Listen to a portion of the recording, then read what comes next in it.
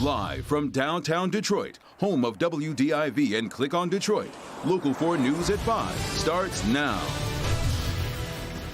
Honoring George Floyd, a somber day in Minneapolis as thousands gather for the first of 3 memorial services. Sean. The Local 4 defenders taking you inside last night's controversial call to lift the curfew. So, what's the plan for tonight? All right, Sean, we're going to begin, though, with a 7th night of protests over the death of George Floyd. Marches in Detroit and multiple locations are underway across the area. Glad you're with us here for Local 4 News at 5. We have a team of reporters fanned out covering it all. Peaceful marches are taking place right now in Rochester, downriver in Allen Park, and here in Detroit, where we begin our coverage tonight with Jason Colthorpe, who's right downtown. Jason. Yeah, Kim, this is a familiar start. It's a smaller crowd in size slightly, but it is much bigger in star power. I can tell you that some of the Detroit Pistons are here. Head coach Dwayne Casey, Luke Kennard, and Brandon Knight among the Pistons contingent that has come here to not only watch what's going on, to support the message, but also to march with these people. And again, the goal is the same, to stay out past the curfew, be peaceful, and spread the message that they have been celebrating the life of George Floyd. We'll be walking with these folks and see where it goes and what happens again. And also police saying if it remains peaceful, we should see a repeat of what happened last night. Larry Spruill is marching with protesters in Allen Park. Let's check in with Larry. Yeah, hey Jason, a very peaceful protest going on right now. We are in the middle of the crowd. We were just at the Allen Park Police Department. Right now we are walking to Lincoln Park Police Department. But something I wanted to point out that happened just about 5 minutes ago was that the crowd just went silent and for 8 minutes honoring George Floyd. They said they wanted to go silent to honor the amount of time that the police officer's neck was on his neck. Now, something that you want to see right now is that we are just marching. They're sending the message, hands up, don't shoot. But also police officers are marching in the crowd as well. So we're going to toss to our Tim Pamphlet. He continues our team coverage right now in Rochester. Tim? Quite an incredible scene here. Black Lives Matter is being held up here. Their protests, their rally, about 500 people. But as I spin around here, you'll see a much larger crowd, over 1,000 people. This group coming down Walton Avenue, Walton Boulevard here, originated in the high school. I'm estimating about 1,000 people. I'm trying to get my camera here to work. There we go. We zoom in up here. You'll see them coming down the boulevard. That's the high school organization meeting up with the Black Lives Matters organization in downtown Rochester. Just an incredible sight as these two marching groups now become one and the cheers go up. I'm being told this group will now march around downtown Rochester, eventually heading back up to the high school. That is the scene in downtown Rochester. Tim Pamplin, Local 4. All right, Tim. Now, tonight, the Local 4 defenders getting new insight into the decision to not enforce Detroit's 8 p.m. curfew as protesters were marching through the streets last night. Let's bring in defender Sean Lay live. And Sean, Mayor Duggan says he let the chief make the call. He let the chief make the call, absolutely. And let's call it as we see it. That's a gutsy call, because if it goes wrong, Detroit is then added to the list of other cities that are smoldering right now. But we have not seen fires. We've not seen looting here. And it's the trust between the mayor and the police chief to make the call. So let's take you inside their decision-making process they revealed to us just a few moments ago. That if we're going to get through this, it's going to be because of the trust between the people of the city and the Detroit Police Department. Mayor Duggan breaking down why a curfew was implemented and why it was lifted last night. Friday and Saturday, peaceful protesters went home after dark. Violent protesters tried to take over the streets, and there was evidence the groups were there to attack the police and tear up the city. The fear from City Hall. We're going to lose the city Sunday night.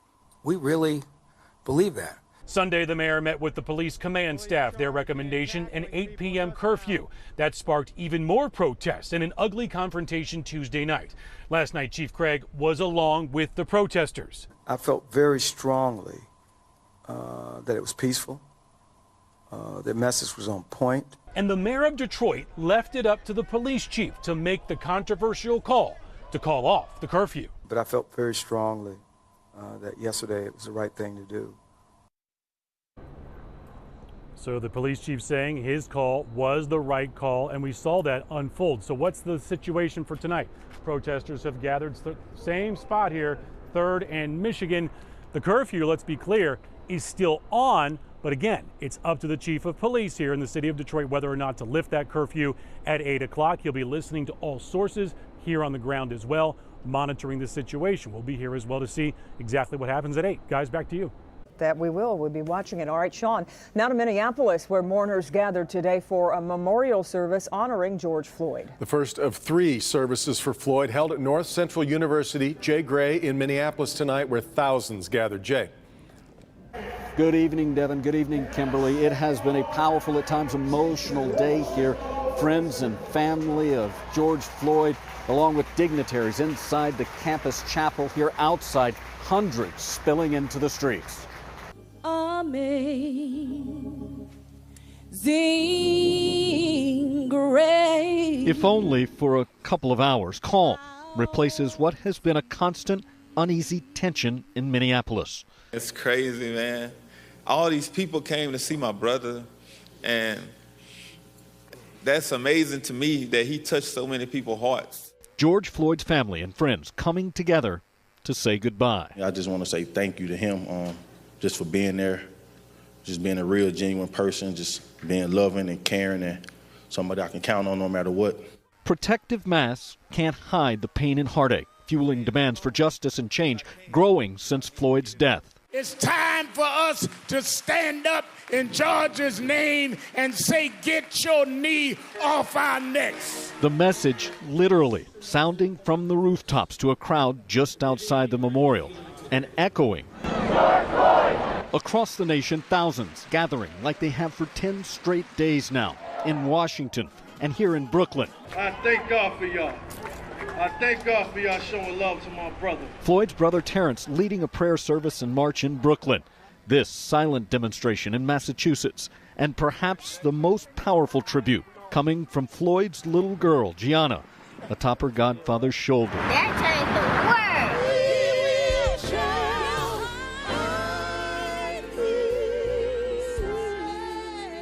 This is just the beginning of a long goodbye. There will be another public memorial in North Carolina this weekend, followed by a public viewing and a private funeral next week in Houston.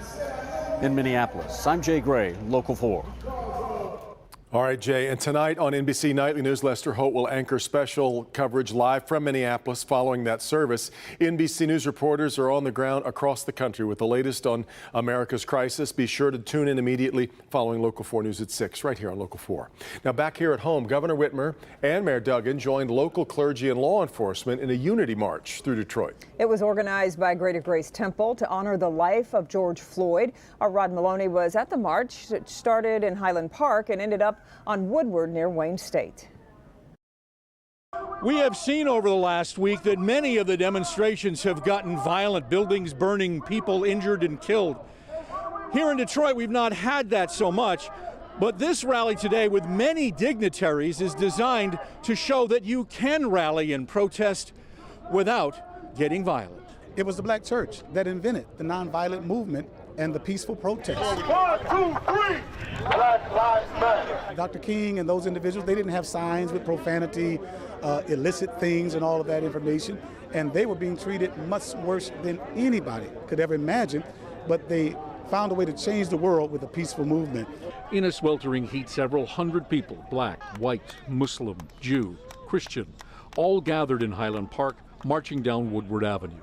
Presbyterian leader Bob Agnew lauded the message. We need to stand up, we need to speak out, we need to take action, that change needs to happen. Canton resident Lenore Grantham said this cannot be lip service either. Change is when we can all understand our differences and know that just because we're different doesn't mean we're less than. As they neared Wayne State University, everyone turned the corner at Warren, and they took a knee, giving George Floyd a moment of silence.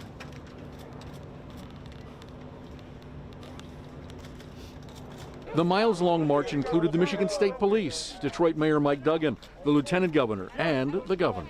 We know that we are at a tipping point in this country, and we cannot let this day only be a day.